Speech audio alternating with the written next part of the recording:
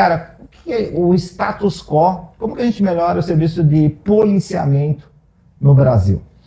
Poxa, Dancas, obrigado. Inclusive, eu sempre vejo que você tem essa preocupação muito bacana com os convidados aqui. Eu já agradeço. Falar que eu se senti bem acolhido em relação a isso. Tem água e tem suquinho. É uma preocupação legítima também, né? Falar sobre RD, sobre regulamento. Sim. Então, antes da gente começar, eu queria só fazer uns 3 disclaimers que eles são muito importantes, tá? Disclaimer é importante. É assim, ó, o disclaimer é assim, a gente tem as opiniões, a gente respeita quem fala, quem vai ouvir, e se você se sente ofendido, venha no canal. Já tô abrindo o canal para quem... Show de bola. Eu vejo essa sua postura. Primeiro, não sou porta-voz da Polícia Militar e nem dos policiais, isso é muito importante, né? Segundo, aqui tudo que vai ser dito é no campo das ideias e no campo visando a melhoria. Então não há intenção nenhuma em afrontar a hierarquia, em afrontar pilares e valores da instituição, essa aqui não é também.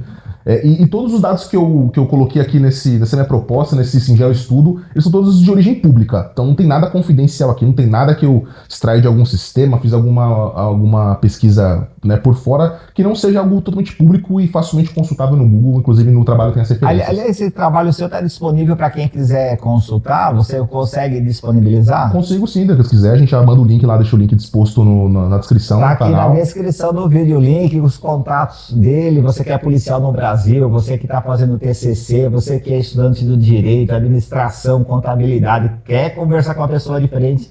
Hoje que você não tem acesso a policial militar, tem acesso a um cidadão. Aliás, deixa eu fazer o meu disclaimer também. Por favor. Então, por que convido as pessoas aqui? Porque eu acho que é legítimo direito constitucional ainda, né? Ter informação nessa área, sou operador do direito, tenho aprovação na OAB. E sei que qualquer cidadão pode falar sobre as coisas públicas, res pública, a gente vive numa república, então qualquer um pode falar sobre o Estado fornecer o serviço de saúde, de educação, de segurança. É dentro desse escopo que a gente chama as pessoas aqui. E é evidentemente que o nosso canal tem por objetivo principal defender os policiais brasileiros. A gente jamais a gente vai defender a instituição. A instituição é um ser, é um CNPJ apenas. A gente defende as pessoas que trabalham nessas instituições, uma vez que a própria instituição não tem protegido nossos policiais. Cara, depois de tantos disclaimers, o que seu trabalho fala? Pois é, Dancas, eu sempre gosto de começar falando primeiro dos problemas, né? Você falou sobre modernização, uma gestão mais eficiente e tudo mais, mas eu acho importante a gente levantar alguns problemas, existem alguns, assim como qualquer lugar tem, e essa parte do policiamento, melhorar a questão polícia presente na rua, um exemplo, faço alguns apontamentos, né? Eu queria começar primeiro pela parte dos inscritos, né? Se você for observar os concursos, é uma provocação que você sempre faz, né? Inscritos, adesão ao concurso e evasão policial.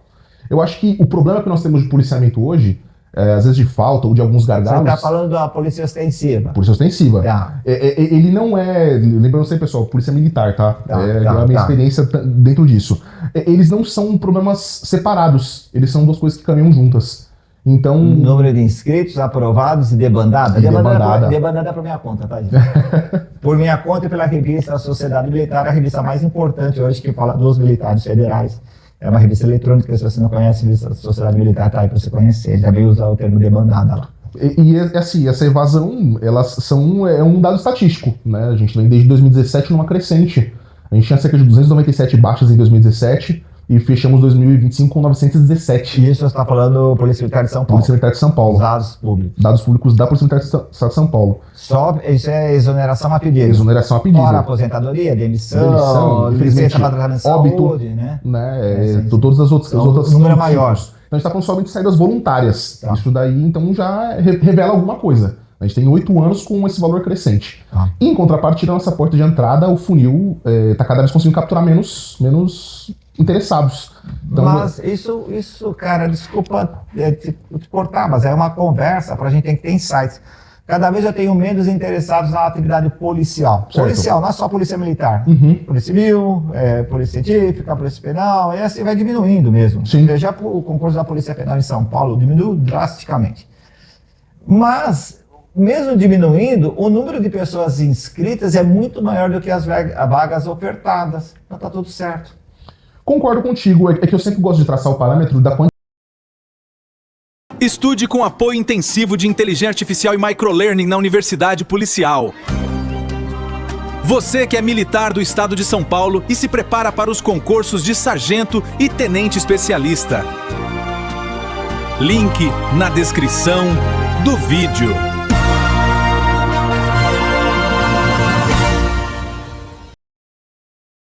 quantidade. Porque, um exemplo, eu vou pegar o exemplo do meu concurso. Foram em 2019, 107 mil inscritos.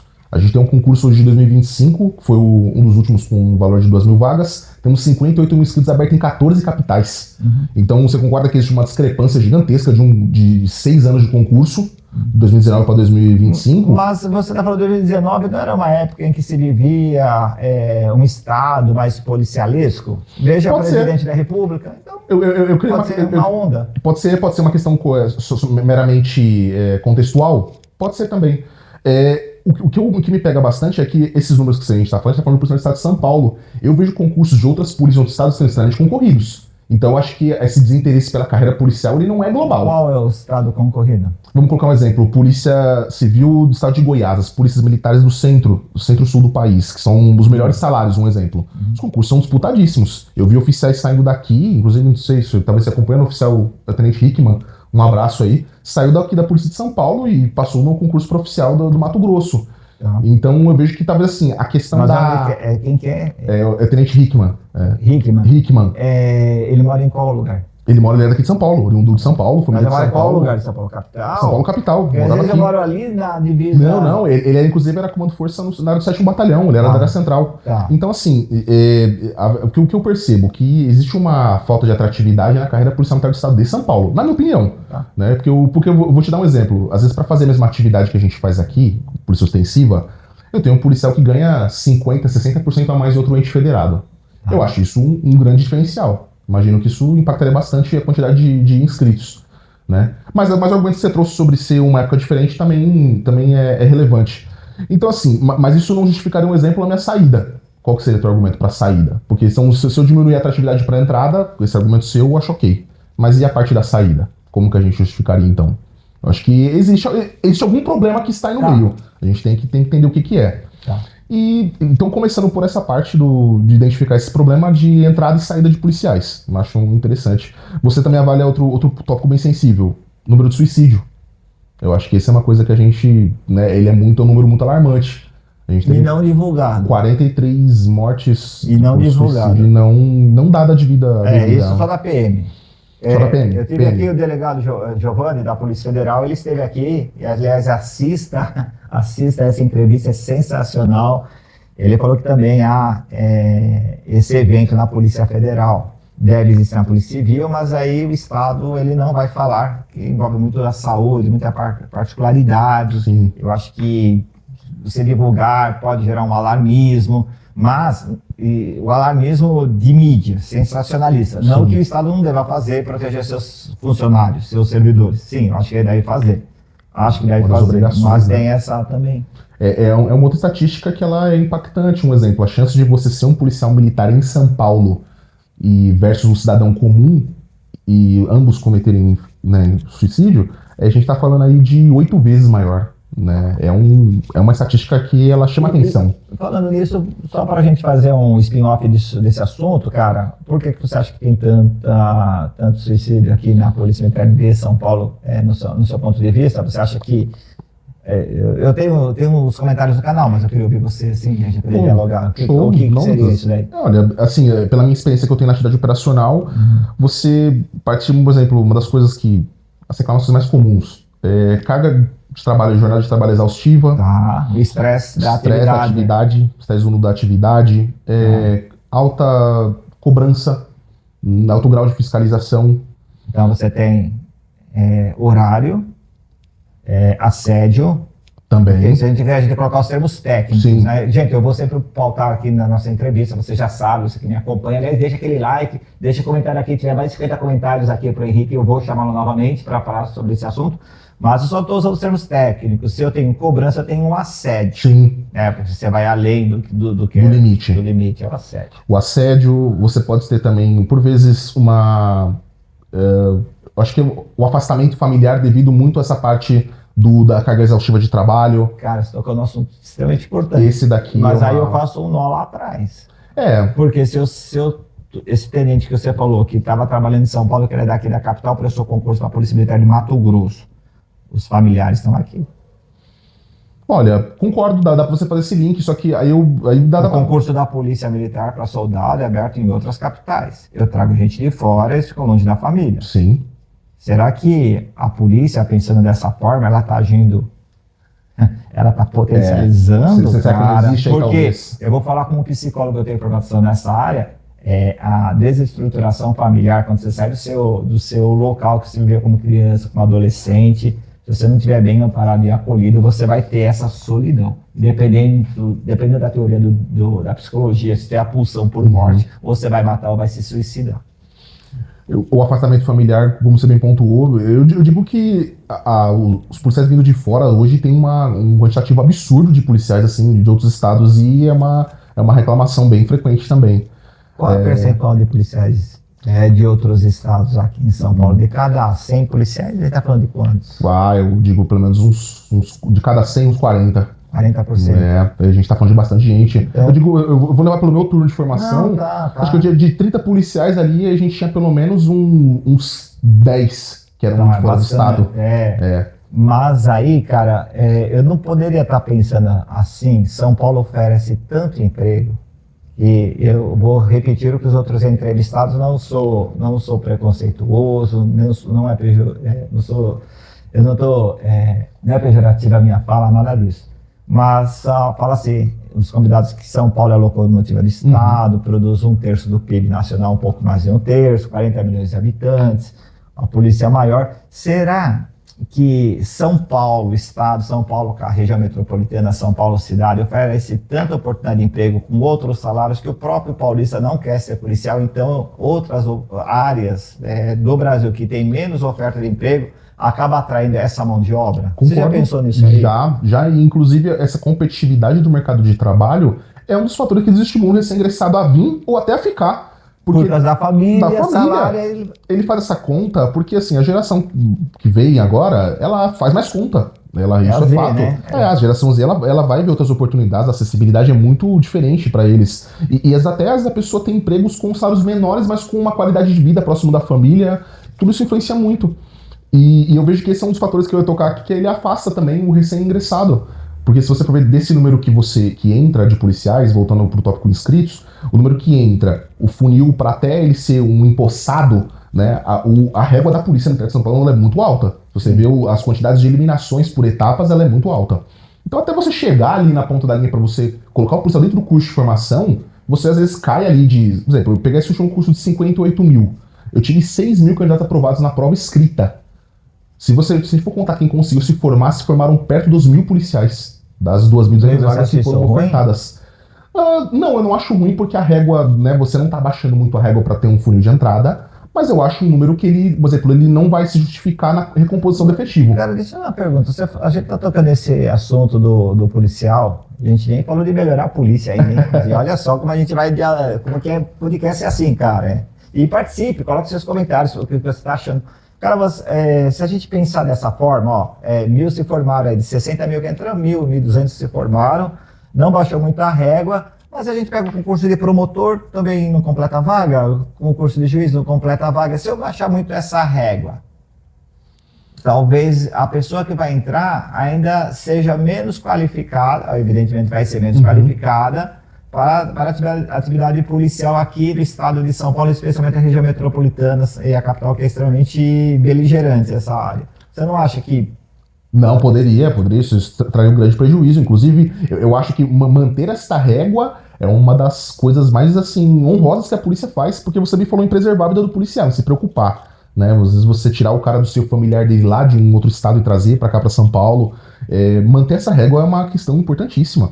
Eu não vejo como uma coisa negativa. O que eu consigo enxergar é que nós estamos com um número muito diferente, né, muito abaixo dos outros concursos. A porta de entrada não está conseguindo recompor um efetivo que eu estou perdendo em outra ponta. E isso para mim revela uma questão. Eu acho que eu vou fazer uma afirmação aqui, que é o que eu percebo conversando com quem é mais novo que eu, né? Eu tô com 33 anos já, né? Já entrei velho aqui. Eu tô conversando com quem é mais novo, o que eu vejo? A polícia militar hoje não tem muitas ferramentas atrativas para essa nova geração. Ela não fornece uma atratividade, ela não tem essa atratividade. Quando você fala polícia militar, cara, de ferramentas atrativas, a polícia militar está dentro de um conjunto chamado serviço público. Certo. Então, o que a Polícia Militar tem que ser diferente dos demais servidores públicos? Nossa, Bianca, aí a gente vai entrar no campo da solução. E aí acho bacana já trocar, já inverter, né? Não, porque você falou, a Polícia Militar não tem atrativos para esse Isso. jovem. Sim. O que seria desses atrativos? Mas aí eu tenho que pensar como serviço público, Bom. não só como polícia. Concordo.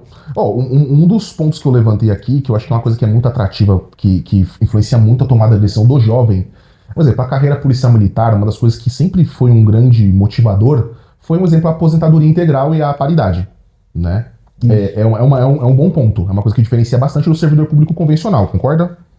Que é um ponto, né, de atrativo da carreira. O servidor público que entra hoje, vamos falar de São Paulo, cada estado, cada ente federado tem o seu modelo. A gente tem a tem assim, o servidor que entra, ele contribui voluntariamente para cada real que ele coloca na previdência privada do Estado, o Estado coloca mais R$1. Exatamente, uma 100%. contrapartida, 100%. O policial não tem isso. É isso que eu ia falar, se é sustentável ou não, né? O policial militar não tem isso. Não, nesse modelo sim, mas pro policial não é, né? O policial é diferente. paridade e integralidade. Isso, paridade e integralidade. Estou falando, não é sustentável, né? Para a polícia não é. Então, assim, inclusive uma das minhas soluções seria trazer esse modelo pro modelo policial militar. Aí por quê? Pro recém-ingressado, ele olha pro calendário dele, ele vê que eu vou me aposentar daqui 35 anos. Ou 30 anos de serviço, você consegue trazer 5 da iniciativa privada, ou os 10 anos de serviço militar. Então eu consigo trazer o meu tempo de fora, mas vamos colocar ali uma base de 30 anos, um exemplo. Vamos pensar daqui 30 anos. A gente já sofreu 2 reformas previdenciárias nos últimos anos, né? A minha mãe já pegou as 2 últimas. Ela se vai aposentar com 25 anos, ela se vai aposentar com 35. Então, né? Isso daí já atrapalha essa previsibilidade. O jovem já olha isso aqui com um ponto de atenção. Outro ponto. A impressão que eu tenho na carreira policial é uma questão que outras polícias não trabalham em cima. Parece que a carreira é um investimento. Então eu começo, entre aspas, ganhando mal, né? A minha previsibilidade, o meu bônus é no final da carreira ganhar uma aposentadoria integral. Só que isso vai acontecer em 30 anos. E a gente está falando de uma geração que tem até estudos muito recentes, que já versa sobre ansiedade, sobre várias demandas que são muito imediatas. Eles nasceram com a internet. Nasceram com a internet, é totalmente diferente. A sensação que eles têm é que, assim, 30 anos é muito tempo, eu não quero esperar. Então, eu vejo que, por vezes, outras carreiras, até outras polícias, que trabalham com um modelo do tipo quê? Eu te pago muito bem na ativa e você aposenta pelo teto do regime geral. Né? Eu acho que esse seria um modelo de transição. Mas qual é a polícia que faz isso? Por exemplo, a Polícia Federal faz assim. Não, ela não faz isso. Vamos lá. Eles têm aposentadoria especial. Certo. Até onde eu sei, e conversei com o delegado, até a aposentadoria dele foi paridade e integralidade. Vamos lá. Então, quem está entrando agora, ele tem a complementação previdenciária e vai dar uma aposentadoria especial. O teto, se eu não contribuir, não fizer nada, eu aposento pelo regime, 8 mil, 9 mil reais da RPPS, RGPS, Regime Geral da Previdência Social. Sim. Só que os servidores têm um RPPS, o Regime Próprio da Previdência Social, onde você faz uma contribuição, o Estado contribui junto e você tem uma espécie de VGBL. Concordo. Então não é... A gente tá falando, não é bem assim. Então, ele não é em absoluto, mas eu acho que esse modelo, ele fornece como se fosse ele desonera um pouco a Previdência, porque você faz essa contribuição, dependendo do fundo, a vírgula que você colocar ali de rendimento naquilo, você se paga na sua aposentadoria. Né? Eu consigo pagar a minha própria aposentadoria. O Estado vai ter a contrapartida dele, que é como se fosse um fomento. Mas a aposentadoria do serviço público, ela não tem, ela é contributiva, né? Quem está na ativa paga para quem está veterano. Você não paga a sua aposentadoria. Isso que eu ia falar, mas ninguém paga. Isso que eu falo, mas o modelo brasileiro não é esse. Exatamente, por isso essa é uma deficiência, e na minha visão. Porque a gente tem, um exemplo, eu tenho agora um número negativo de nascimento. Eu tenho não tenho superávit populacional. Isso por si só já é um número que ele não vai ser sustentável a longo prazo. Não só o Brasil, como outros países, principalmente na Europa. A maioria, e na Ásia também. A maioria dos países desenvolvidos, a tendência é você ter números de natalidade menores. Então a gente talvez tivesse que pensar nisso. Então, vendo a aposentadoria policial militar, eu enxergo como se fosse um investimento de longuíssimo prazo, que aquele meu benefício de paridade e integralidade, eu abrisse mão desse benefício em razão de às vezes ter um salário melhor na ativa. Que é o que eu vejo, por exemplo, muitas guardas municipais trabalham com esse modelo. Então eu pago muito bem o meu guarda nativo, por exemplo, eu pago ele muito bem nativo, tanto que você vê, às vezes a pessoa chega no final da carreira, ela não quer ir embora, porque ela sabe que ela vai descer próximo do teto do regime geral, entendeu? Então a pessoa fica até mais tempo depois do final da carreira dela, em razão de, na ativa, ela ganhar muito bem, e depois de aposentado, ela, né, tem uma redução ali, porque você construi patrimônio. Eu percebo que acho que o maior anseio da geração atual é você ter essa janela da sua idade produtiva bem remunerado. Eu gasto o dinheiro com o que eu quero, construo meu patrimônio, invisto, faço o que eu quiser, e depois na aposentadoria eu recebo um valor um pouco menor mesmo. Ou se eu quiser manter meus vencimentos, eu faço essa contribuição apartada, como você disse, né? Contribuo por fora e o Estado complementa. Eu acho que essa é uma das coisas que atrapalha bastante, né? A geração nova, ela não vê ela não tem essa projeção de 30 anos. Mas você quer que ela tenha essa projeção? Não quero, mas a gente tem que dar alguma ferramenta para que Mas substitua isso não foi importante. A aposentadoria futura não parece ser importante para a geração Z. Não é. Não é. Por isso que eu falo que é muito para os antigos. Isso. E você não acha que choca a ideia dos antigos com os novinhos? Choca pra caramba, nossa. Que são os coronéis com soldados. Não tem como fugir disso. Não tem como. Né? Você pega alguém que se formou lá em 92, um exemplo, a pessoa se formou antes do Plano Real, né? Se formou na Academia do Barro Branco, né? E tá eu aqui hoje... Ganhava o RV. Ganhava o RV, é verdade. E aí eu tô aqui hoje falando sobre, né, desmontar a aposentadoria integral e fazer um regime quem já diferenciado. Tem permanece. Não, quem já tem permanece. Quem entra no novo Exatamente, sistema. você fazer um sistema de transição, né? Quem entra com a regra nova. Regra nova. E aí a gente dá para fechar uma equação nesse meio termo para você atender quem tá entrando. Legal. Né? É uma das possibilidades. E tem isso, o outro parâmetro que eu acho que é muito bacana. Isso é modernização. Isso, você trabalha no campo da modernização. Porque você desmontaria, assim, você estaria trabalhando na direção de desmontar um sistema previdenciário que não vai ser sustentável, que a gente já chegou nessa conclusão, não vai ser. Todo mundo fala, né? Não será sustentável. Não, o Estado vai ter que fazer aporte, vai chegar uma hora que não tem dinheiro. Não tem dinheiro, né? A gente vai trabalhar só para pagar a nossa previdência, né? Só os beneficiários, né? Então, existe isso. Um outro ponto que acho que é muito importante para você conseguir trazer essa atratividade, você trabalhar no campo do custo de vida no Estado de São Paulo. Você tem essa impressão também? Que um exemplo, o Estado de São Paulo, o custo de vida aqui é extremamente alto. Cara, mas você vai entrar naquele problema do Ali de novo. Eu falei isso daqui, eu coloquei. Você vai entrar nesse mesmo problema. Olha o problema que o Estado gerou para ele mesmo. Não, eu não falo nem pra você aplicar essa diferença. Não, pagar o ALE. Não, e pagar o ALE como uma forma de aumento. Entendeu? Não, então, mas você falou, São Paulo é mais caro do que o interior. Eu falo no questão Estado de São Paulo em visão de outras polícias, porque assim, cara, desculpa falar, eu não acho justo um policial, um exemplo, no Mato Grosso, ganhar 9 mil reais, um soldado lá no Mato Grosso do Sul, é 9 mil reais salário inicial. Você não acha justo? Eu não acho justo esse cara ganhar 9 mil e eu ganhar 5 aqui. Não, você acha que se ele ganhar ou você ganha? Não, eu acho que eu ganhar 5, entendeu? Você acha justo? Não acho justo. Mas é justo ele ganhar 9. Tudo bem, aí é um mérito do governo dos estados deles, mas eu não acho justo eu ganhar 5, entendeu? Em detrimento desse, porque assim, olha a contribuição do Estado de São Paulo, olha os números de segurança pública do Estado de São Paulo. Né? Não é possível que uma tropa boa igual a gente tem aqui, que entregue bons números, faça muito com, entre aspas, não pouco, mas com muito menos do que esse policial ganhe lá, e assim, isso não é visto. Né? Eu acho você apoia o piso nacional para os policiais? Caraca, essa é uma ideia bem polêmica, hein? Não, mas a gente tá no campo das ideias. A gente começou no campo das ideias. Das ideias. Isso né? é uma bem polêmica. Até porque tem muitos parlamentares que defendem isso. Sim. E esses parlamentares com certeza estão nos assistindo. Nossa. E pode não angariar seu voto, né? Caramba. E você fala aqui o que você pensa disso. Olha, eu sempre tive eu sempre fui da política mais, do campo político mais liberal. Então eu acho que todo piso, ele cria uma outra distorção. Né? Toda vez que você aplica um piso em algum lugar, você cria uma outra distorção. Então assim, eu sendo corporativista, eu adoraria um piso nacional e que fosse o piso da história do DF, igual eu já vi você comentando aqui. Tem projeto de lei para isso, né? Projeto de lei no Congresso.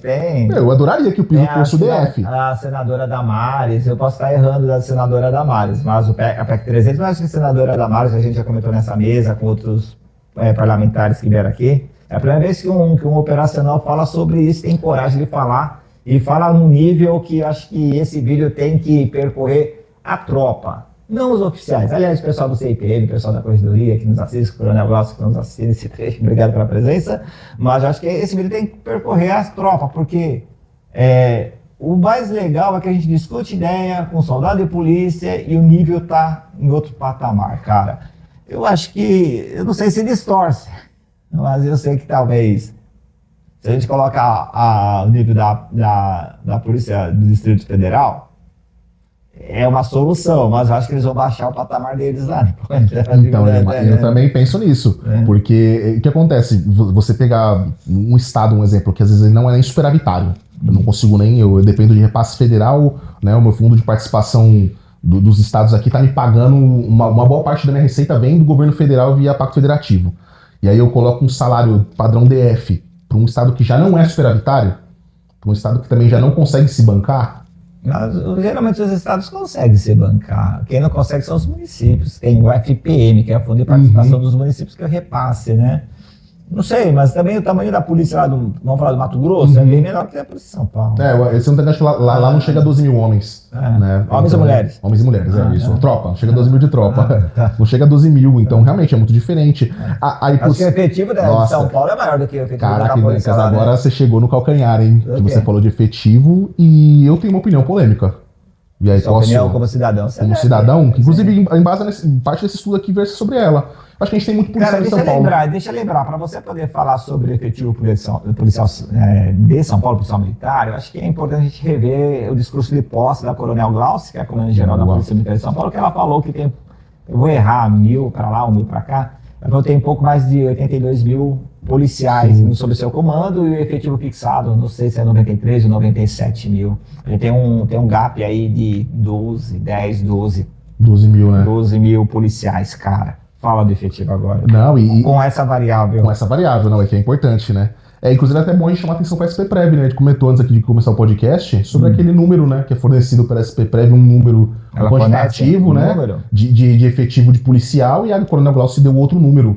Era bom a gente tentar encontrar essas duas ideias, porque por vezes tem algum QRM no meio. O que a SPPrev fala? Pela minha pesquisa, 93,2 mil policiais na ativa. Né? Então, esse número aí... A SPPrev colocou? Tem esse número lá na página. Eu já convidei via e-mail, várias coisas, o pessoal da SPPrev, se quiser vir aqui ao canal, fique à vontade para mostrar não só os números da Polícia Militar, da Polícia Civil, Polícia Técnico-Científica, Polícia Penal. Acho que é importante a SPPrev mapear e trazer, fica o convite aí, cara. Então, eles apresentam 93 mil policiais. 93 mil policiais. Nativa. E 82 mil que a Coronel Glaucia falou. Exatamente. E aí, ao todo, acho que temos um quadro de 198 mil beneficiários da SPPrev, juntando reserva e juntando também pensionistas e ativa. Mas aí está juntando todas as polícias. Civil e... Não, Polícia Militar. Polícia Militar, 198 mil. O Transatlântico é muito grande. Então, aí, voltando a esse ponto do efetivo, eu tenho uma opinião polêmica. Eu acho que a gente tem muito polícia em São Paulo. Caramba. Eu acho que a gente tem um efetivo muito grande de policiais. No estado, na cidade? No estado de São Paulo. Você acha que o efetivo é grande, eu acho que o efetivo é muito grande. Mas o discurso de políticos é ter mais policial na rua. E você está falando que tem bastante. Então, aí você... Aí você vê base da rodoviária fechada, você vê bases com menos policiais, você vê operação delegado, né? DGEM para cobrir postos. Me parece contrassenso o que você está falando. Explica melhor. Então, vamos lá. Aí essa opinião polêmica, né? Porque eu vou mexer num... vou mexer num vesperozinho, mas eu espero que quem esteja nos ouvindo tenha um ouvido atento. Não é uma crítica. É uma reflexão. Vamos lá. Pelas matemáticas recentes, a gente tem aí cerca de 65 mil policiais nas atividades operacionais. 01. Está envolvendo 01, especializadas e bombeiro. Especializada, cara, mas a especializada não tá no policiamento de então, rua. Falando só... eu acho que o 01 aí é a parte nevrálgica. 38 mil. Porque bombeiro também é uma outra atividade. Você computa o bombeiro em São Paulo como policial, ele não é policial. Aliás, assista a entrevista da capitã Carol do Corpo de Bombeiros. Ela fala da emancipação de forma clara, objetiva, e não tem segredo, ela disse. Já está sendo estudado pelo comando do bombeiro, comando da Polícia Militar. É uma das melhores entrevistas sobre emancipação ou separação do bombeiro da Polícia Militar de São Paulo, que o estado de São Paulo é o único estado que tem junto. Então eu tenho que tirar desse efetivo bombeiro, que é atividade específica. 8 mil? 8.200 por cento mais ou menos? Não sei, porque bombeiro faz atividades de defesa civil e outras definidas em lei. O pessoal de especializada não está no policiamento, está para ajudar o policiamento. Então eu tenho o 01 vamos colocar no 01 a Força Tática, colocar o BAEP, que os caras estão na água de salsicha, junto com os tenentes, aí batalhando, segurando a onda, cara. Os outros não, dentro de quartel, com todo respeito, cara, mas o que a gente tá falando é quem tá ali na mãozinha, cara. Juntando então essas. Não, eu concordo com você. Manda esse número aí, então. Juntando esses dois, a gente tá falando de 38 mil status 1, mais ou menos 6 mil de Força Tática e 4 mil de BAEP, a gente tá falando de 48 mil homens. Então, assim. E mulheres. E mulheres. Então a gente tá falando de homens e mulheres 48 mil, por um efetivo de 80 mil, que a Corona Gross falou, 82 mil. Então a gente já tem esse gap aí, né? E aí a minha pergunta que eu sempre faço: onde estão esses policiais? Mas então, um tá no bombeiro, né? Outro tá em assessoria, outro tá na Por isso que eu tô falando sobre os 66 mil. Aquartelado. Porque era que não é policiamento. Que não é policiamento. Assim, exatamente. Não comunitário. Não é o 90. Não tô falando que não tem que ter. Você tem que ter uma tropa especializada em bombas, em resgate, operações especiais. Tem que ter tudo isso aí. Isso tem que ter. Não tem como. Mas aí a pergunta que eu deixo é essa. Aí essa provocação, ela parte do princípio do seguinte, né? Vem muito na mão da modernização que a gente começou o assunto. Boa parte desse efetivo, que não está nas atividades operacionais e também não está no efetivo especializado, ele está em funções administrativas que poderiam ser melhor geridas, né? Um efetivo que podia ser ter um desempenho muito além, e aí eu minimizaria o meu custo operacional de mão de obra e reverteria esse policial para atividade principal do policiamento. Tá, deixa eu dar uma pergunta. Então, o modelo policial militar no Brasil é o modelo encastelado, tem meus castelos, mas isso é evolução histórica de 1808, quando Dom João trouxe sua guarda aqui, e aí se criou a polícia provincial, aquela coisa toda, força pública. Então eu tenho as bases policiais, né? Eu tenho as bases, companhias, batalhões, CPA, CP, um montão de 90 no Brasil inteiro. Qual é o serviço público de segurança que uma companhia, a menor unidade hoje é companhia? Menor unidade você vai ter GT, né? Você vai ter destacamentos, mas partindo do padrão, companhia. Mas eu tenho ido nos destacamentos no interior, o sargento está na rua, nem senta lá, e fica lá, tô em ronda, liga o número tal, que ela tem no celular e vai lá. Mas aqui eu vejo muitas companhias, né? Aí você tem uma estrutura. Qual é o serviço público de segurança pública, de preservação da ordem, manutenção da ordem, que uma companhia presta para a população? Eu estou fazendo essa pergunta provocativa porque eu tenho ido. O último episódio que eu fiz fora do país foi na Argentina, foi na cidade autônoma de Buenos Aires. Lá eu vi que é polícia comunitária, mas não só lá, Estados Unidos, Havaí, Europa, Espanha. Eu não vejo bases policiais como se tem bases policiais em excesso no Brasil. Minha pergunta é se você está falando disso ou não. Dancas, é exatamente isso. Você tocou no centro da questão. Por quê? Você parte do princípio que a gente tem uma estrutura hierarquizada. Então, eu tenho ali, vamos falar, eu tenho estrutura de P1 que é equivalente ao o departamento pessoal, né, o RH. Eu tenho uma estrutura de P1 nível de companhia, batalhão, CPA, e aquilo vai subindo até o Estado Maior, né? Por vezes, essa cadeia, ela fica carregada de efetivo administrativo, na minha visão, desviada da atividade policial. E às vezes algumas soluções tecnológicas podiam impactar muito isso. Eu conseguiria reduzir muito a minha necessidade de mão de obra. Então, a gente está falando aí, o exemplo de sistemas integrados que conseguissem conectar esses setores de forma vertical e horizontal. A gente estava falando ideia antes, né, você apontou um sistema CRM, um exemplo, seria uma boa solução. Né, que eu conseguisse separar por sessões, eu ter acesso, assim, um policial fazer a gestão, um policial no CPA, um exemplo, conseguiria fazer uma gestão de tropa no nível de batalhão e companhia. Né, com algumas soluções tecnológicas que a gente já tem acesso hoje. Então, seria um efetivo que poderia ser facilmente revertido para atividade operacional e está hoje em funções administrativas. Né?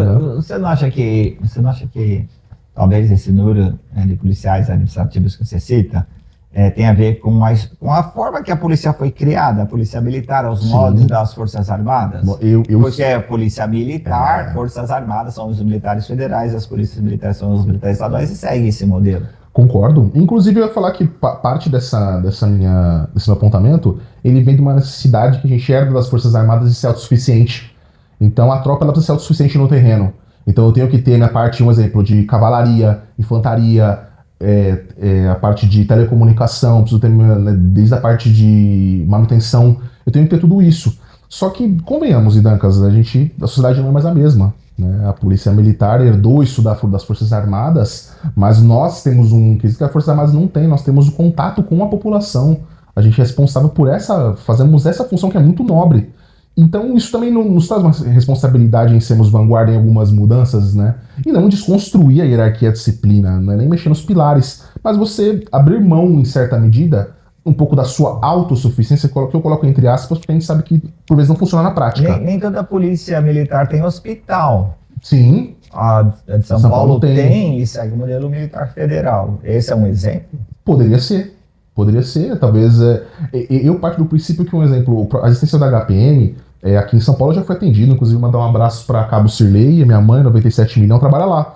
97 milhões? 97 milhões, ela trabalha lá no HPM, mandar um beijo à mãe. Acho que a melhor unidade de São Paulo, da Polícia de São Paulo, é a HM. Eu também acho. Trabalhei lá, não trabalhei lá. Lá também? Não, também acho, porque se a gente precisar é muito bom ter um amigo enfermeiro, né? Também. Não, sim, mas não é por isso. Eu acho que é uma unidade muito humana, muito preocupada com a saúde. Tem muitos bons profissionais lá, viu, Dancas? Muito bom, muito bom. Sim.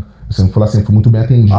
O policial reclama muito do HM porque não tem a capacidade da demanda, mas todos que trabalham lá eu não vejo nenhuma crítica, eu não ouço nenhuma crítica do policial em relação ao profissional de lá. O policial, Concordo, ele se supera. Concordo, ele Os policiais lá do HM se superam, cara. Se superam. Fazem muito com pouco. Isso é verdade. E outra, e passaram pela pandemia também, né? Que foi uma fase que atravessou e como bons combatentes cumpriram uma missão lá também, assim como minha mãe também fez. Sim.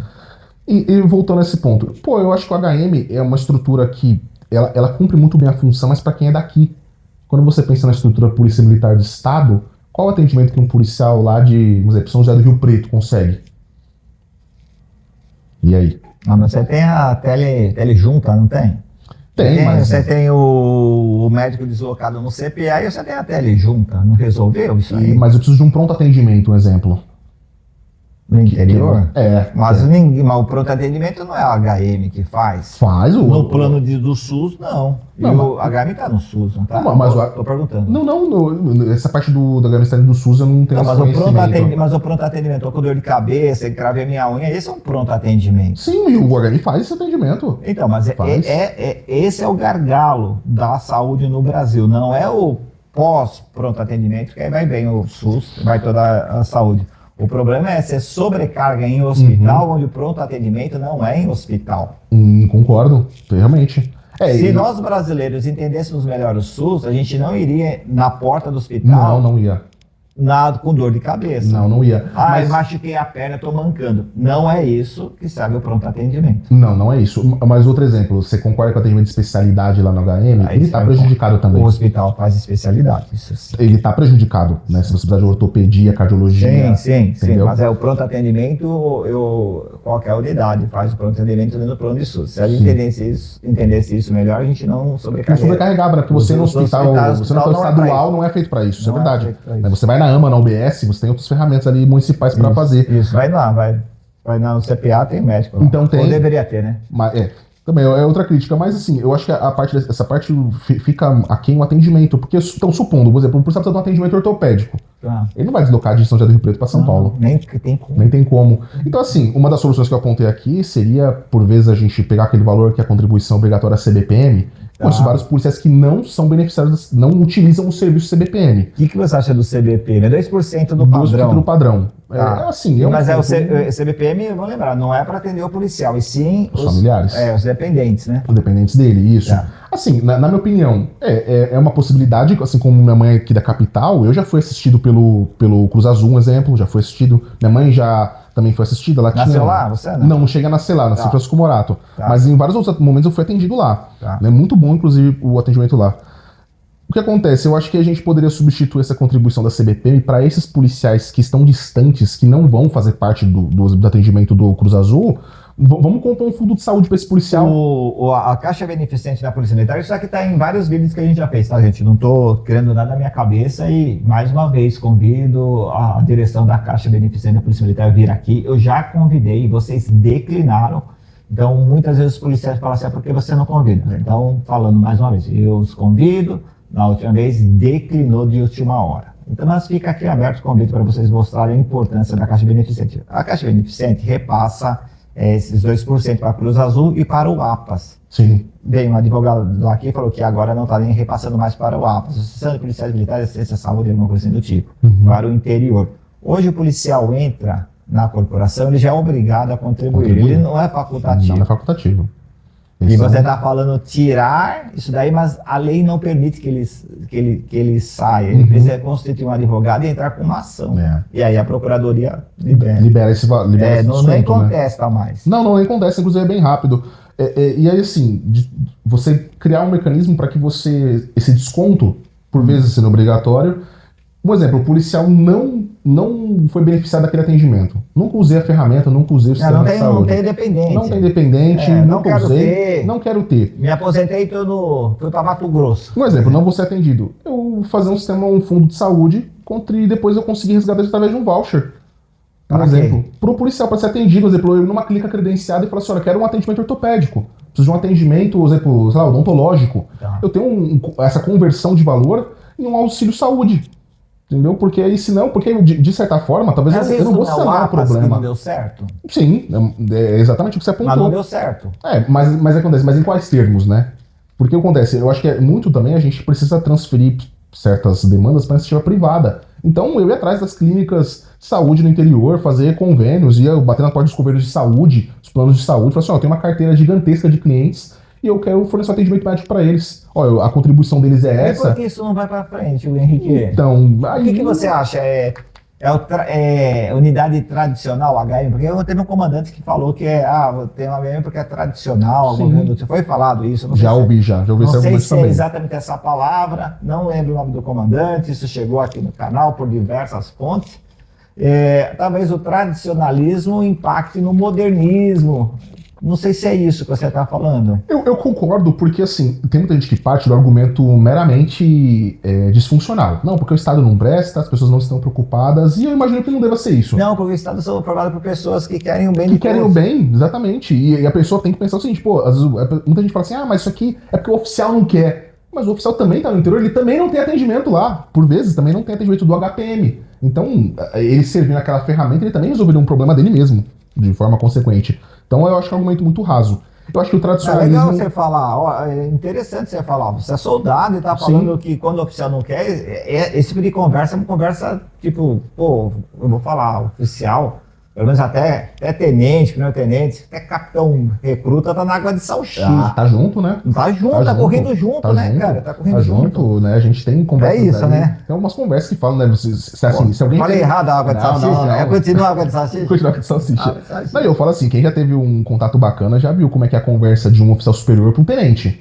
Porra. Então, né? Tá na água de salsicha. Beleza. Já ouviu. Eu fui tenente, eu sei como é que é. Você sabia como é que era, né? Então, assim... Não tô falando que eu acho, tô falando que eu vivi. Então realmente, ali a gente tá ombro a ombro nos problemas. Entendeu? Tá ombro a ombro, né? Não tem, acho que essa divisão, eu acho que ela não é muito inteligente quando você fala de seres humanos. Pra oficial isso, não tem nada. Eu acho que ela não é inteligente, né? É isso mesmo. Você falar de problemas que são mais comuns na carreira de praça, que são mais comuns na carreira de oficial, ok. Agora você falar de gente... Eu acho que não, porque eu já tive comandantes extremamente humanos e já trabalhei com praças extremamente desumanos. Entendeu? Então. Personalidade. Não faz sentido. Não faz. Né? O rótulo é ruim. O rótulo é ruim, é muito. Ele limita, né? Você não consegue discutir. Não vou te ouvir que você é oficial. A praça é tudo burro. Daí, cara, acabou, né? Tem isso daí. Teve um. Eu vi um comentário polêmico aqui. Tem. Não, eu vi. Tem. Não, mas eu dou voz, né? Se eles acham isso. Deixa eu pensar, eu acho que... Cara, uma coisa aqui no canal, inclusive eu vou pedir para vocês se inscreverem no canal, se vocês gostam de resenhas como essa, uma coisa que eu ouvi do delegado Dr. André, fica um forte abraço, acho que a assessoria sempre me assiste, né? Então, o Dr. André, uma vez eu convidei, falei, você não gostou, você não gostou do que eu falei. Ele falou, não gostei mesmo, foi Voltaire, ele disse que tem isso aí. Ele disse o seguinte, eu realmente não gostei, mas eu vou deixar você falar do que eu ter o meu poder e te fazer calar. Eu preciso ouvir vozes diferentes, mesmo que eu não goste. Mas calar uma pessoa, jamais. policial civil falou isso, hein? Isso daqui é uma... Nossa, é uma... Você deu que ele é muito bom, viu? Não, e agora depois dessa eu ouço todo mundo. Claro. Legal. É verdade. Fez muito sentido, porque... Quem sou eu para ter uma ideia formada em alguma coisa, cara? Então... Não tenho. Eu acho que a polícia, por vezes, ela esbarra no tradicionalismo, ela é muito conservadora, né? Se tem uma instituição conservadora que a gente pode falar, é a polícia militar. É uma instituição muito conservadora. Às vezes, dentro do conservadorismo, você acaba sendo muito pragmático em muitas mudanças. E algumas que, um exemplo, vamos ser sinceros, Dan Casa, eu lembro que eu assisti um podcast seu, além de convidado aqui hoje, eu sou teu fã. Sou teu fã. O pessoal se inscreva no canal aí, o pessoal que tá assistindo aí, o pessoal do pelotão. Por favor, se inscreve aqui, vamos ajudar a dar mais ainda visibilidade pra esse cara, porque, nossa, o conteúdo... pessoal, né? E o conteúdo que você traz aqui é incrível. Não, conta aí como você chegou aqui no canal, o pessoal que não acredita. Então... Fala aí, você mandou um e-mail, é bem fácil. Nossa, né? Eu fiz umas perguntas, é pertinente, como é que foi? Não, foi muito bacana. Eu apresentei a minha ideia, né? Mandei o documento pro Idancas, ele me respondeu no mesmo dia, acho que foi, você já me devolveu, fez a devolutiva, me convidou pra vir aqui. Assim, eu achei incrível. Preocupado com a sua, né, de protegê-lo na proteger a imagem também, né? E essa é uma preocupação bacana que você tem também. E eu queria, essa discussão foi incrível que você teve aqui, que você falava sobre, para pensar, o policial, você trabalhou com o GE, eu vi uma vez você falando sobre problema de aquisição que a gente tinha na polícia, que aí o pessoal... Vou cortar, ser mal educado. O bom do youtuber é que a gente não precisa responder, a gente só pergunta. Essa foi difícil ainda, Cássio. Sabe como? Você lembra aquele episódio onde alguns oficiais foram à porta do gabinete dos deputados pedir verba, depois o governador chamou ele a portas fechadas, e lá ele fez o papel de chefe de estado com aqueles comandantes, né? Enfim. Você levantou pode-se dizer, uma dificuldade da UGE, que você falou assim, o processo de UGE, de compra, ele é burocrático, né? Ele é um processo complexo, tá na lei, né? Então, assim, ele é um rito muito específico, e se você não seguir o rito, vai declinar. Você vai perder prazo, você vai perder edital, você vai perder janela de compra, você vai perder tudo aquilo. Aí te faço uma pergunta, será que a gente não poderia resolver alguns desses problemas? Um exemplo, que eu vejo na tropa, tá no chão. Esses deputados, esses comandantes foram bater a porta dos deputados, tentar conseguir verba para compra de equipamento, enfim, viatura e tudo mais. Eles estavam talvez pulando uma etapa do processo, porque a verba para isso, ela existe, ela é provisionada. E vai ter o mesmo processo, 14.733, que é a lei de licitações. Vai ter o mesmo processo. Aí o que acontece? Você acha que talvez isso não existiu? Por quê? A necessidade de existir esse processo, ela já talvez não seja um entrave. Vou te dar uma outra solução, como é feito nas Forças Armadas. Por que não fornecer ao policial um auxílio fardamento? O que você acha disso? Porque eu não conseguiria fazer um ganho processual absurdo de logística de transporte, armazenamento, distribuição, processo de compra. Minas Gerais é o auxílio fardamento. É auxílio fardamento. Né? Em Santa Catarina também, auxílio fardamento. E assim, você não teria um ganho processual e um ganho de mão de obra. Até a prefeitura, no uniforme escolar aqui em São Paulo, cartão, né? Isso, é um cartão. Antigamente eles distribuíam uniforme, hoje não, é tudo via cartão. Você tem lá os lugares credenciados que você compra o uniforme. Então, aí gera concorrência entre... Né? Aí você vai mexer em outro calo. Não, gera concorrência, diminui preço... Óbvio, né? Me parece legal. Você descentraliza a compra de uma, duas ou três empresas. E aí você tem menos pessoas trabalhando no processo. Não sei, tô pensando. E você tem várias empresas credenciadas. Eu vou falar, e não me patrocina, se quiser me patrocinar, fique à vontade. Se alguém conhece, mostra esse corte lá pro pessoal. O pessoal da AGA. A famosa AGA, né? A famosa AGA ali na Tiradentes, né? Acho que falou o uniforme policial, o cara é AGA. É AGA. Os anos que vem é ali. Então, mas isso é ruim, porque o policial vai na AGA, mas tinha que ter Ribeirão Preto, tinha que ter em Campinas, tinha que ter, né? E aí, com o cartão, eu poderia comprar uma bota mais adequada, dentro do modelo homologado. E aí, Dancas, a gente podia expandir isso até para outras coisas. Mas não pode comprar, não pode jogar bet, hein? Não, eu podia até transferir isso. Só dinheiro para CNPJ cadastrado. Isso que eu ia falar, CNPJ cadastrado. Eu podia expandir isso, por exemplo, até para o e-commerce. Porque, um exemplo, a empresa trabalha com artigo militar. Não, Mercado Livre aqui não me patrocina para patrocinar também. Não, mas eles têm lá, o pessoal compra os coletes. Isso, com a capa modular e tudo mais, eu falo que boa parte do equipamento foi eu que investi. Né? Então você transferir... É uma boa ideia. Como vai ser gerido, eu não sei, mas tem que dar o primeiro passo. Dar o primeiro passo. Eu acho que é uma boa ferramenta de desburocratização. Eu vou fazer o convite para você, igual você que é comandante geral, você que é diretor, nem sei se tem ainda. Qual é o nome da unidade? É DL, é diretor de logística. DL, logística, mas tem lá o INT. O INT, a logística de material, tem INT. Convidados aqui para falar se isso é uma boa ideia ou não. Eu convido aqui, porque lá dentro é passar e-mail. Não, mas é bacana. Eu passo e-mail, o pessoal não responde. Não me responde. É legal porque o pessoal vê uma provocação, vê uma ideia tal no vídeo e já vem pra cá, né? E vem discutir. Porque você pode estar totalmente errado. Posso, porque podem me apresentar um modelo mais eficiente do que esse que eu não falei. Isso. Então, assim, essa parte de compra, acho que seria uma boa ferramenta de desburocratização. E, Dancas, vamos falar sobre, por exemplo, o quartel. Você chegou a visitar um quartel que tinha as estruturas não tão a contento? Não, eu fui no último quartel que eu fui do CPAM3. Aliás, um abraço para Major, que me atendeu muito bem, já conheço há muitos anos, né? Não, tava tudo certo. Tudo certo? Eu fui lá porque foi a minha última unidade operacional. Se é operacional, vamos chamar aqui o M3 seja operacional, lá foi a minha última unidade.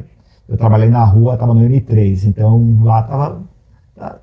Pode melhorar sempre, mas tava muito bom. Tava tranquilo? Tava tranquilo. O que você acha de um policial trabalhar na função de manutenção de um quartel, um exemplo?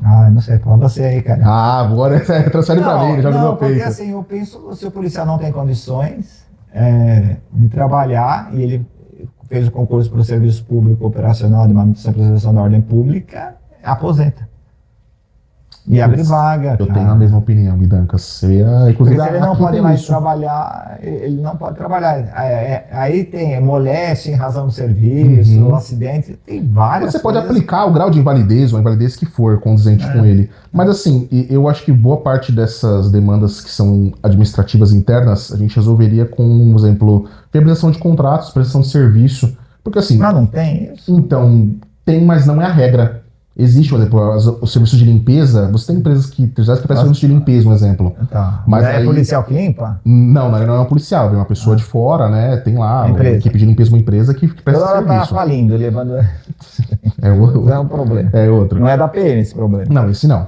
Aí você tem esse modelo que trabalha na parte de limpeza, mas, por exemplo, manutenção de estrutura. Porque eu vou ser, é a minha opinião pessoal. E eu sempre falo, como a gente começou antes aqui, não é que eu odeio o jogador. Eu, entre aspas, não me conformo com o jogo. Então, o policial que tá na manutenção hoje tem uma função e tá ocupando uma função. Respeita, a minha crítica não é com relação a isso, tá? Você tá na função administrativa... Mais uma vez, a gente não fala dos policiais, fala da instituição e do serviço. E da melhoria, visando melhorar. Por exemplo, assim, o policial que tá na função, fazendo a função, por exemplo, de auxiliar de pedreiro numa companhia ou num batalhão, não é contra você. Mas eu acho que é um desvio que a gente podia solucionar com, por exemplo, contratação de uma empresa especializada em manutenção. Mas como que a Polícia Civil resolve esse problema de manutenção nos seus próprios? Não tenho conhecimento, Dancas. É o investigador, delegado que tá lá no... Então, é isso que eu ia falar. Será que ele vai lá e pega lá, reboca a parede, né?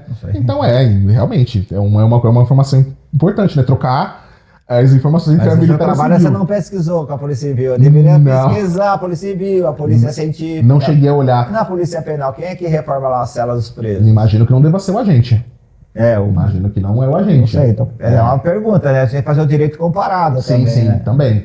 Mas assim, a aplicação desse policial nessa função, e aí de novo voltando, aquela polêmica que eu te lancei no começo. Eu acho que tem muito policial. Por quê? Porque existem esses desvios e eles vão, de pouco a pouco, consumir esse efetivo. Mas isso não é o modelo militar federal? Então, aí... Assim, as críticas é que o pessoal limpa o quartel, faz a manutenção, mas é um exemplo, mas esse não é o modelo que a gente copiou lá atrás. A gente copiou, só que esse militar de caserna, né? Ele é uma tropa quartelada, então assim, eu não estou sempre em guerra. Então a razão de existir dessas funções também existem, porque eu não estou sempre em guerra. Né? Só que o policial militar operacional, o atendimento 90 funciona 24/7. Guerra, né? Guerra urbana. A guerra urbana nossa é todo dia, a polícia não para. Não é guerra, hein, gente? Pelo amor de Deus, é o jeito de falar só. É a batalha do dia a dia, né? Batalha, né? Então assim, o exército, a tropa de caserna, ela não tem essa dinâmica que a gente tem. Que lembra que eu te falei sobre a gente herdar essas coisas do militarismo convencional, mas nós temos outra dinâmica com a população. Então, fica aí um outro ponto. Você chegou a pesquisar no seu trabalho, tudo que ele está falando aqui, esse trabalho está disponível, o link aqui na descrição, o contato dele, se quiser conversar, trocar ideia. Cara, você chegou a pesquisar em outras polícias como isso é feito? Eu tenho viajado pelo planeta, vou falar assim, né? Várias polícias, né? Fazer os episódios. Em todas que eu entrei, eu nunca vi um policial pintando parede, arrumando jardim, cuidando de orquídea, não vi nada disso, entendeu? Eu sempre fui policial ali para atender. E olha que não são poucas polícias que eu fui viajar. Algumas dezenas que fui conhecer, viajar para os países e conhecer as polícias, algumas dezenas. Aí a gente tem que abrir espaço para fazer talvez não é uma crítica, mas uma reflexão. Será que a gente, talvez ter dado o modelo militar no nosso termo antes de polícia, não carregou isso? Posso te dar Por favor. um contexto? E aí, se você não souber falar também não tem problema. Quando eu me apresento para os policiais, quando eu me apresento para outras forças de segurança fora do país, até para os militares de outros países e policiais, eu falo que eu sou da Polícia Militar e tento explicar o que é a Polícia Militar. Eles pensam que eu sou militar das Forças Armadas no trabalho de policiamento interno, ou eles pensam que eu sou policial civil e querem me passar para o militar. Modelos sui generis, deve ter um ou outro país, mas eles não entendem o que é ser policial militar. Difícil. Eles não entendem. Você já passou por uma experiência dessa? Já, Idancas, eu tenho muito contato com a comunidade judaica, né? Já prestei serviço, tenho bons amigos dentro da comunidade judaica, e a dificuldade que eu tive, né, arranhando o meu inglês ali bem básico, às vezes tentando conversar, tentar explicar para um judeu, um exemplo, o que é um conceito de polícia militar comunitária. Aí eu acrescentei mais uma variável aí que você tentar se explicar para alguém de lá de fora, você tem bastante dificuldade, né? Porque realmente, o que eu entendo? São muitos elementos que você colocar dentro do mesmo agente, do mesmo indivíduo e cobrar ele para isso é difícil. O assédio, baixo salário, excesso de trabalho que a gente tá fechando. Tá fechando o círculo agora. Você vê que a gente voltou para esse ponto. Por quê? Porque eu acho que realmente, e aí novamente, a crítica não é a estrutura militar, tem que acabar o militarismo. A crítica não é essa, tá, pessoal? Vamos deixar bem claro. Mas esse serviço policial. O serviço policial. Por quê? Porque assim, quando eu tento explicar o que a polícia militar faz em São Paulo, ou em qualquer lugar da federação, para quem é de fora, sabe o que ele pensa? Uma tropa quartelada, como se fosse, por exemplo, uma SWAT, uma polícia especializada, que na verdade existe um policiamento ordinário, o status 1 tal, mas que não somos nós. Que é a GCM. Aí começa a fazer sentido esse modelo de segurança pública. Quem tá na rua é a GCM. O atendimento ao público, né? Isso, perturbação do sossego, que hoje corresponde mais à metade da chamada. Sim. O cara estacionar o carro sobre a calçada. Isso não é trabalho de polícia, a GCM vai lá, autua, o cara reclamou, guincha, o carro acabou, pronto. Sim. Simples, como acontece. Muito simples, qualquer lugar assim E, aliás, o modelo que eu achei muito legal desse sistema de trânsito e polícia local é o sistema da Polícia Nacional do Peru.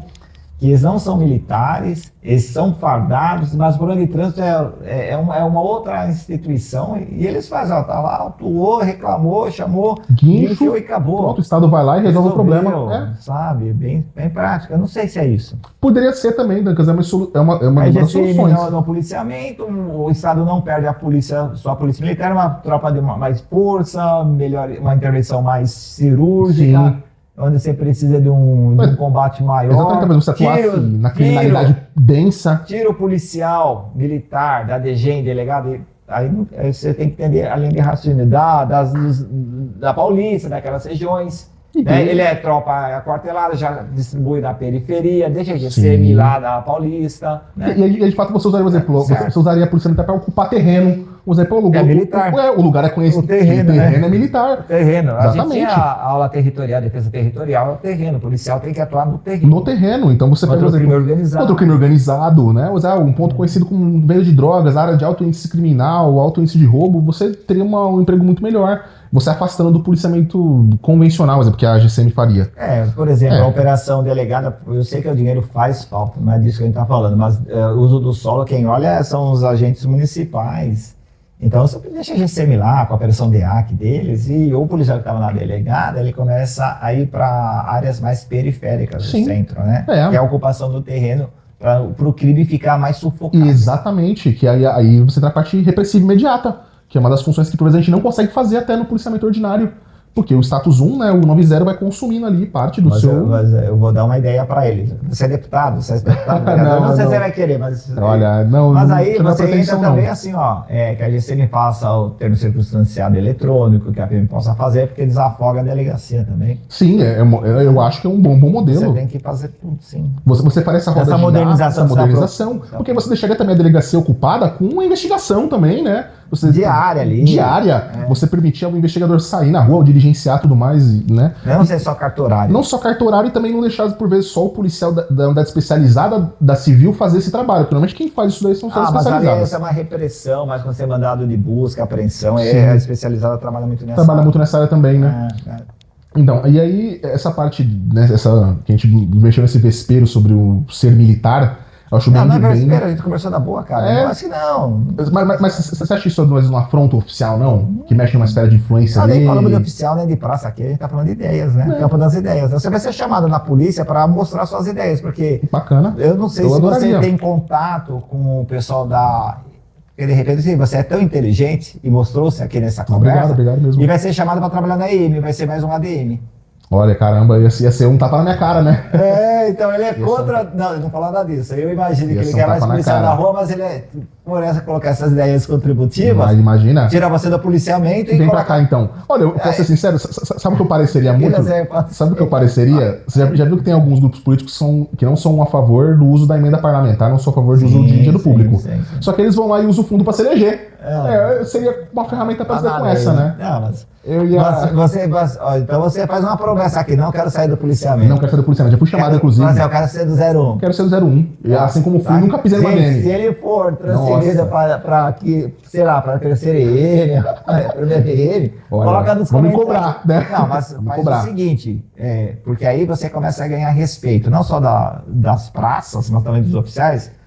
Eu topo ir com as suas ideias, com o jeito que você fala, uma pessoa extremamente articulada, visionária, mas se você for, tem que tirar 2 ADM para ir pro policiamento. Eu vou bater aqui 2 por 1. Aí eu já mexo com o sistema, né? Já faço uma provocação. Seria uma boa. Não, eu quero ir pra ADM, mas 2 ADM tem que ir pro policiamento. Tem policiamento, não, concordo. E quem trabalha ADM não pode fazer DG de delegada. Nossa, isso daí aí, não, eu não vou falar isso. Esse cara vai me matar. Não, se eu voltar pra companhia agora com isso aí, acabou. Não, você não vai voltar. Ô Deus, nunca mais eu tiro férias na vida, não consigo uma DS nunca mais depois dessa. Não, isso aí, vou cortar. Isso aí você corta. Vou cortar. Não, mas mas se você for ver, ou pelo menos que o ADM tivesse preferência, né? Ou quer dizer, o pessoal tivesse preferência na escala delegada. Quem tem? Não, tivesse. Não tem? Não tem. É por unidade.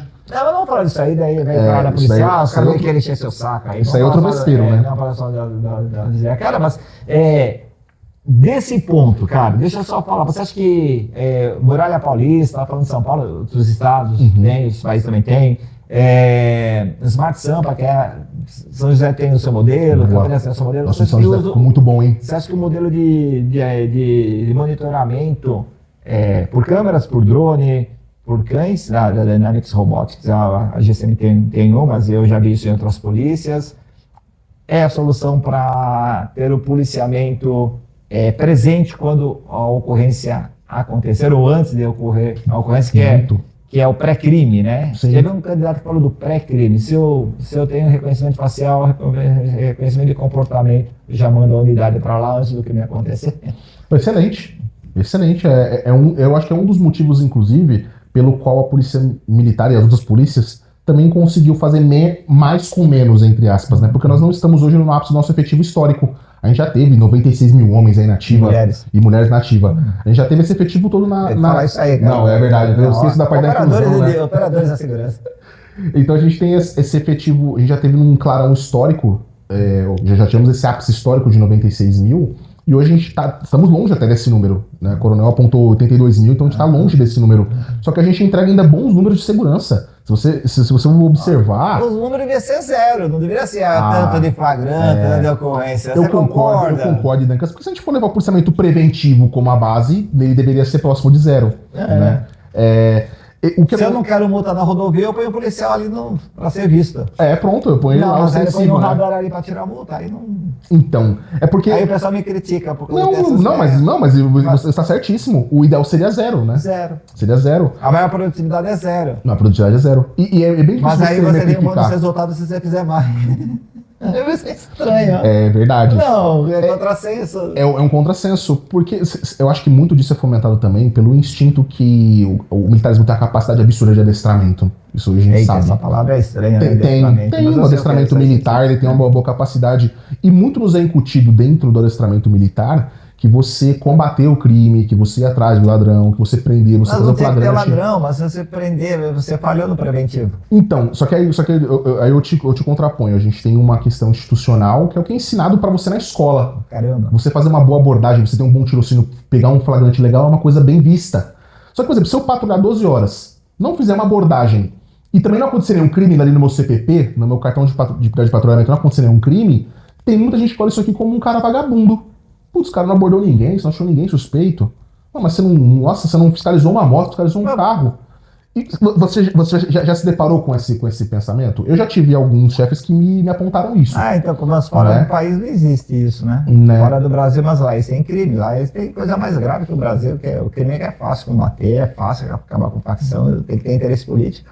Mas lá na Europa é terrorismo, cara. Sim. O cara vai com a bomba ele lá tá no meio preocupado com isso. Né?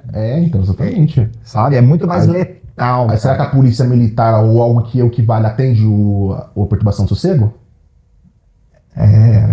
Ou então, vem a cultura da população, né, cara? Sim. Porque lá na Europa o problema é terrorismo, cara. Eu fui pra Turquia, aí eu vi como é a preocupação, fui pra Grécia, vi como trabalham as polícias lá, na Espanha, na Itália, cara, muita preocupação com terrorismo. Preocupação. Terrorismo, cara. E o cara tá com uma bomba ali, explodir jogar... Um monumento histórico próximo aos locais de destaque. Mas é destruição da vida, cara. É uma preocupação muito grande das polícias lá. E o meu pai recentemente, inclusive, mandou um abraço pro meu pai, seu Fábio, vai assistir a gente aí também. Ele teve recentemente na Itália e ele falou que ele via a presença lá das 3 polícias, né? Que tem uma polícia equivalente a municipal, estadual e exército. Ele falou que nos monumentos a presença ostensiva do exército. Mas o problema do monumento italiano não é o monumento em si, mas é o local turístico. Isso, exatamente, é muita gente. E um perigo. Mas não é só ali. na Itália, eu vou falar que em toda a Europa, né? Isso é muito comum. Então, assim, você vê que a preocupação lá é diferente, né?